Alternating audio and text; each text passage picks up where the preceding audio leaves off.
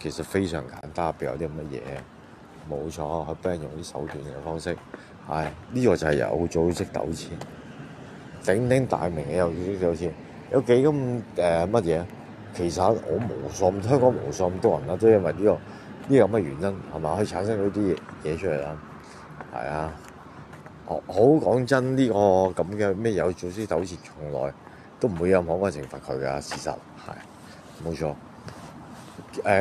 其實空手套白狼全世界最便宜嘅工具，個韭菜工具，亦都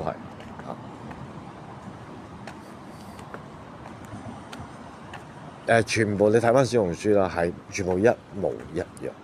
係點解要24小時跟蹤？因為如果你 keep 唔到嗰種 condition 嗰種狀態嘅話咧，其實你好難令到一個人係咪置佢於係嘛死地裏頭，然係冇任何一個即係看似完全好似佢冇做過任何一件壞事咁樣係啊，非常普通，其實非常普通入邊嘅事，你見過好多啦。有中國乜嘢嘅其實都多㗎，遇到呢個問題同埋low cost 咯。其實佢最勁嗰招係咁，之後有冇人叫你嘅啱唔啱？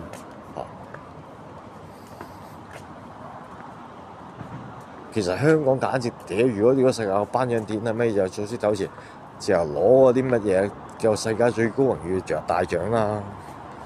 你咁樣諗咗幾個地方出嚟，嗰個咩地鐵其實講咩所謂地鐵根本都唔係搭地鐵，大部分都唔係搭地鐵。嗰個叫乜啫？有組織糾纏嘅訓練場所入邊啲咁嘅嘢啫嘛。你估佢哋用呢種方法唔搶咗好多嘢真實嘅一面梗係啦，入邊即係人都識得講，哇！我係一個好乜入邊嘅嘢，但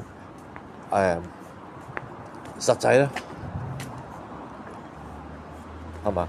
點解每一樣嘢佢哋成日可以搞埋呢啲嘢嘅時候，點解你唔將個實際放喺每一個人身上？